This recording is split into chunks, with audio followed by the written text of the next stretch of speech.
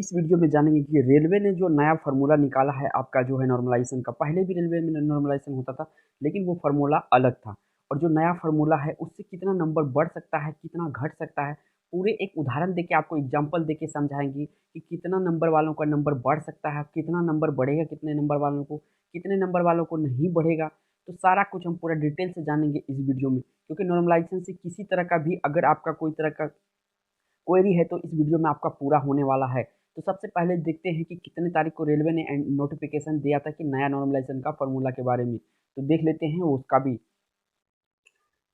देख सकते हैं दोस्तों कि यहाँ जो है कि ये आपका 28 तारीख का जो 28 और ये अब इतना का जो है कि नया फार्मूला आपका निकाला था।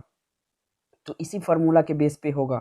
और ये देख सकते हैं कि MIJ, MGT और MGQ और MTI, MQ और ये आपका जो है कि ये पूरा फार्मूला को हम समझेंगे उदाहरण पर। और ये क्या होता है, ये सब पूरा प्रोसेस आप वीडियो को लास्ट तक देखिए। दोस्तों, आप लोगों से एक छोटा सा रिक्वेस्ट है कि आप हमारे चैनल पर पहली बार विजिट किए हैं तो दोस्त चैनल को हमारे सब्सक्राइब कीजिए और बेल आइकॉन को भी ऑन कर लीजिए। तो चलते हैं अपना फार्मूला पर। देख सकते हैं यहाँ पर कि जो ये आपका देख सकते हैं आपकी ये है आपका नया फार्मूला। ये जो फार्मूला है यहाँ से फार्मूला आया है, ठीक है। तो ये आपका फार्मूला है। तो ये MIJ का मतलब क्या होता है, MGT का मतलब क्या होता है, MJQ का मतलब क्या होता है, MTI का मतलब क्या होता है, MIQ का मतलब क्या होता है, कैसे बनता है ये स्कोर, पूरा का पूरा इस प्रोसेस जानेंगे। पूरी पूरी आप वीडियो पे बने रहिएगा, पूरी हम समझा देंगे कि किस तरह से बनता है। देखिए, MIJ का जो मतलब होता है, MIJ ये आपका नंबर है, यानी कि 70 नंबर आपका है। और MGT का मतलब है टॉप स्टूडेंट एवरेज सभी शिफ्टों के, यानी कि 80 नंबर लाया, वो कह सकते हैं कि आप 80 नंबर लाया है, ठीक है, सभी शिफ्टों का है ये, ठीक। MGQ सभी शिफ्टों का एवरेज, यानी कि 60 है सभी शिफ्टों का एवरेज। अगर MTI का बात करेंगे, top student average your shift, यानी आपके सीट में, अगर आपके शिफ्ट में 80 आ गए तो आपके नंबर और बढ़ेंगे। उसके बाद आपके शिफ्ट का एवरेज, आपका शिफ्ट का एवरेज, तो ये हो गया।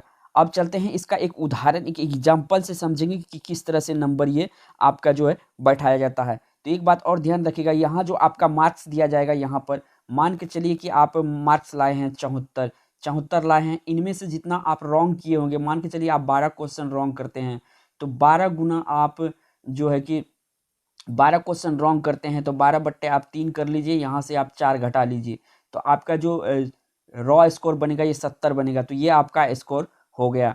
और ये आप जानते हैं सभी शिफ्ट का एवरेज, ये टॉप स्टूडेंट का 0.1% लिया जाएगा उसका, सभी शिफ्टों का एवरेज। और ये आपके शिफ्ट का एवरेज होगा, टॉप स्टूडेंट सभी शिफ्ट का।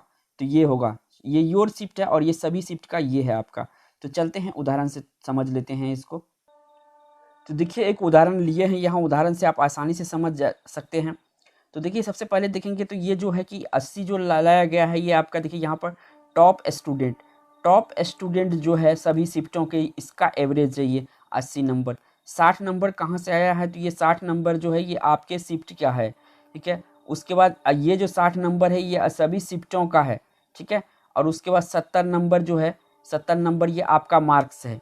और इस प्रकार से इसको सॉल्व करेंगे, यहाँ पर रख के ये फार्मूला, यही फार्मूला का ये कन्वर्ट किया गया है।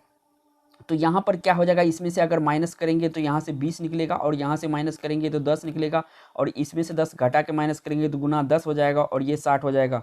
तो यहाँ से करेंगे तो ये 2 बार में कट जाता है आपका, और ये क्या हो जाएगा, 10 दूना 20 हो जाएगा, और 20 जोड़ेंगे तो इसमें कितना हो जाएगा, तो 80। फाइनल जो आपका स्कोर बनेगा वो बनेगा 80 नंबर का। इस वीडियो में ये भी देख लेते हैं कि किसका कितना नंबर बढ़ेगा या किसका नहीं बढ़ेगा, तो कितना घटेगा, वो भी आगे का स्लाइड में देख लेते हैं। अगर यहाँ देख लेते हैं तो आपके सामने एक चार्ट दिख रहा होगा, ये स्क्रीन पर चार्ट है, ये चार्ट हमने बना के रखा, कितना नंबर किसका बढ़ सकता है। NTPC और ग्रुप डी, कोई भी रेलवे का एग्जाम होगा तो इसी प्रोसेस से होगा। तो देखिए यहाँ पर कि आप देख रहे हैं कि 85 से 95 वालों का या तो उसका नहीं बढ़ेगा या 1 या 2 नंबर बढ़ सकता है। इसका कहने का मतलब है कि इस शिफ्ट का जो है कि बहुत आसान क्वेश्चन, बहुत इजी क्वेश्चन आया था। जैसे आप सभी जानते हो कि 28 दिसंबर का जो क्वेश्चन था वो क्वेश्चन हलवा था, और वहाँ का जो 28 दिसंबर का जो स्कोर जाएगा कैंडिडेट का 85 से 89 जा सकता है। और आपका देखिए जो आपका सिंपल क्वेश्चन होगा, ये सिंपल लेवल का क्वेश्चन होगा, तो ये आपका 75 से 85 के बीच अप्लाई करेगा। इसका 5 से 10 नंबर बढ़ सकता है। देखिए अब मॉडरेट लेवल वाला का, तो मॉडरेट लेवल वाला के देखिए 65 से 75 जिनका आएगा उनके शिफ्ट का नंबर जो है आपका कितना बढ़ सकता है, 10 से 15 बढ़ सकता है। और देखिए जिसका शिफ्ट बहुत डिफिकल्ट हुआ था, जैसे कि आप जानते हैं कि 30 दिसंबर में आपका math reasoning person, GK GS person सारे आपका टफ था, तो उसका अगर 65 आएगा तो 65 से कम आएगा तो उसका 15 से अधिक बढ़ सकता है।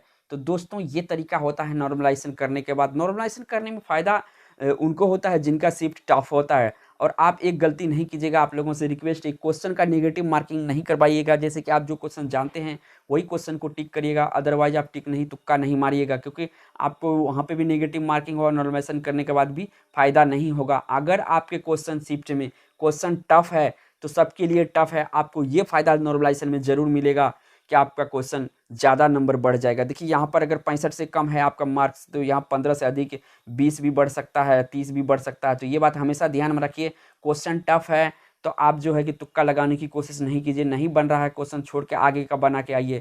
तो दोस्तों इस वीडियो में इतना ही, फिर होगी आपसे मुलाकात एक नई वीडियो में। और दोस्तों जाते जाते आप लोगों से एक रिक्वेस्ट करना चाहता हूं कि पहली बार हमारे चैनल पर विजिट कर रहे हैं तो चैनल को सब्सक्राइब कर लीजिए और बेल आइकॉन को भी प्रेस कर लीजिए। इस तरह के वीडियो हम एजुकेशनल और इन्फॉर्मेशनल लाते रहते हैं। Thank you.